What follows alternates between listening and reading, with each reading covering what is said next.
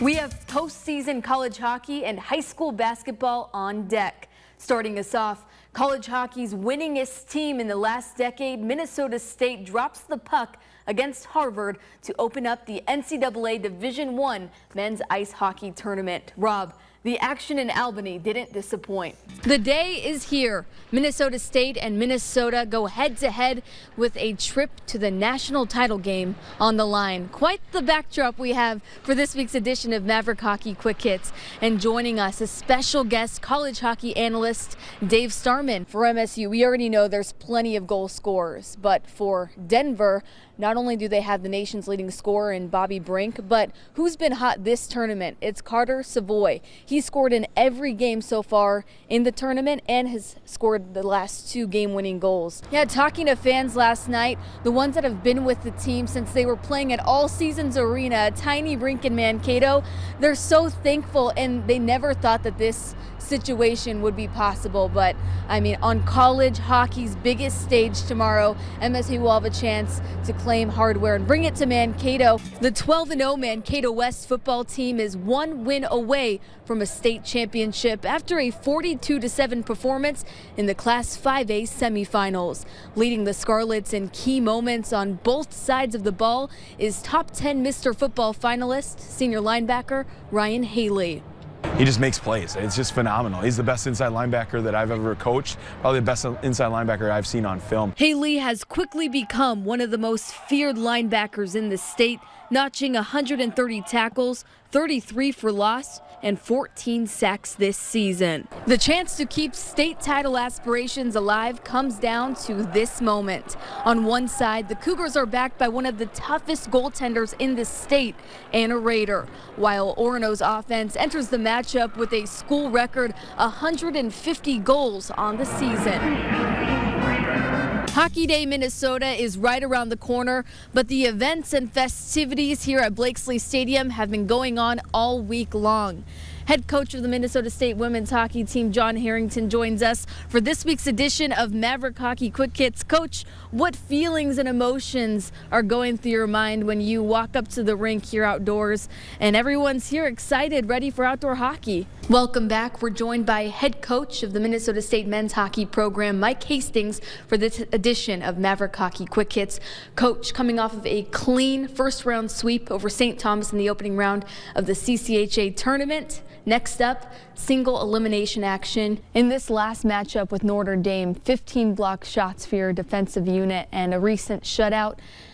What's the mentality when you guys are playing in a 1-goal game and you are giving up the body, doing everything you can to make sure that any scoring from the other team is going to be detrimental to the game? Titles are on the line, but I know we'll see a lot of meaningful hockey with a trio of seniors graduating for the Maverick women, and then, of course, a handful of Maverick men's hockey players competing in what will be their final season. So excited for all of the action to come. That'll do it for your Maverick Hockey Quick Hits. Stay with us.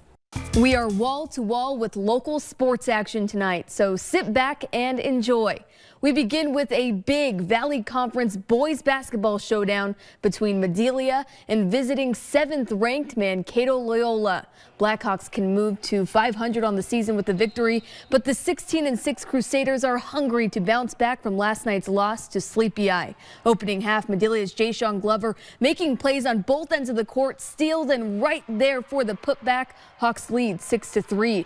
Loyola's Simon Morgan drives the baseline. Madelia gets a rare stop against Morgan, but the junior is too tough to handle down low. Satyrs lead by 1.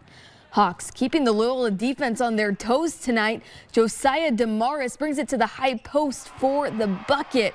These two squads exchanging points. Morgan moves inside for the lay-in. Morgan finished with 25 points. Don't leave Glover unguarded. Damaris lobs it to the senior in the paint. Hawks lead 12-11. He reminds me of Kevin Durant, my favorite player. Like Durant, Omott's veins are ice cold. When the noise turns up, so does Omott's game. It really turns a different mode on in my mind, for sure. I got a different mentality once I hear that. I don't want them to get the last laugh. I want to get the last laugh, so I'm a really competitive person. In addition to the highlight reel buckets, Omott can put the clamps on any player in Minnesota. including his friend Jay Sean, who's one of the top scorers in the state. Oh boy. Glover will soon join a small list of prolific Minnesota high school basketball scorers with 3,000 career points. The guard's been Euro-stepping ever since middle school on Medelia's varsity boys basketball team. You need to teach me how to get handles like you. Oh, man. Clean shot. So, yeah, that's what I really admire about your game. For Glover, it's more than basketball. Artists and players, that I've looked up to, like LeBron James. It's bigger than basketball with LeBron James. He's more than an athlete, as you could tell. I aspire to motivate and inspire others through my art, and that is basketball. Glover wants to play at the highest level. Surprisingly enough, the local superstar is still in the market for a collegiate program. You better off of that man. That man's he's a dog for sure. If you need a bucket, just give the ball to Jay Sean. He'll go get you one. And he's a really nice person off the court, too. But right now, the two are focusing on a strong finish to their high school careers. What do you want to accomplish and leave as a lasting legacy at Mankato East? I want to leave as a state champion for sure. It's always been a dream of mine when I was in grade school, seeing people win state championships. And I always wanted to be in that moment, so hopefully that could happen this year. Regardless of what happens this postseason, Glover and Omot are destined for success. Now we got to get a stop. Mike Sullivan, more commonly known as Sully, tells the story of the Minnesota State men's hockey team unlike any other. Since the 2000-2001 season, Sully's way of becoming the eyes and ears of the listener captivates Maverick hockey fans worldwide.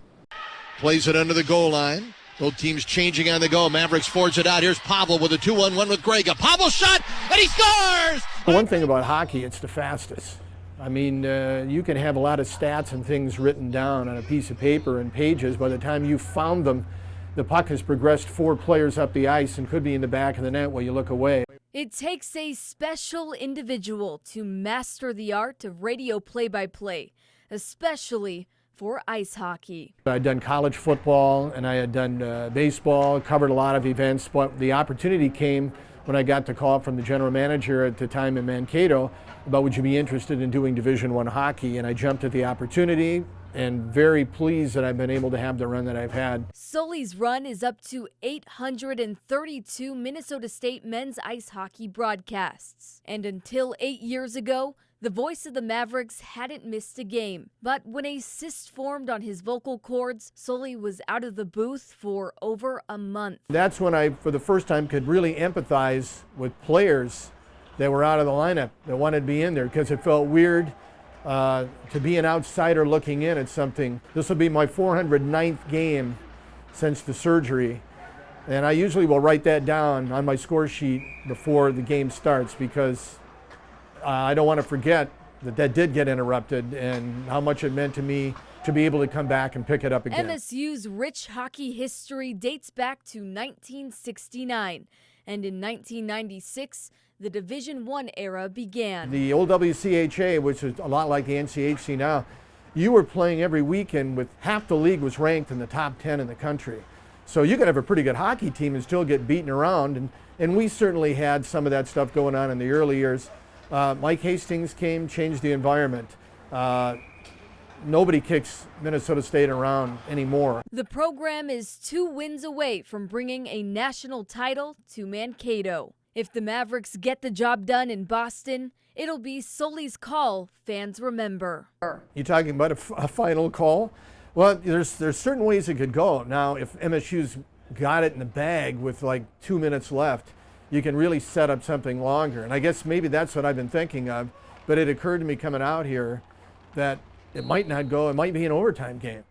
And it might be something happening in the final seconds that changes a longer call. Then you might have to hop it up. But I'll do what I usually do in these situations. Whatever pops into my head at the time is will pop out.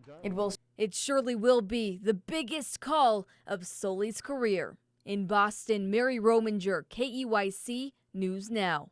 Sean, there's no doubt that college hockey fans have taken over the city of Boston. Now this morning, Rob and I picked up Frozen 4 pucks, and all 4 of these hockey teams have Excuse me. All 4 of these hockey teams boast such talented rosters. It's going to be a dogfight inside of TD Garden.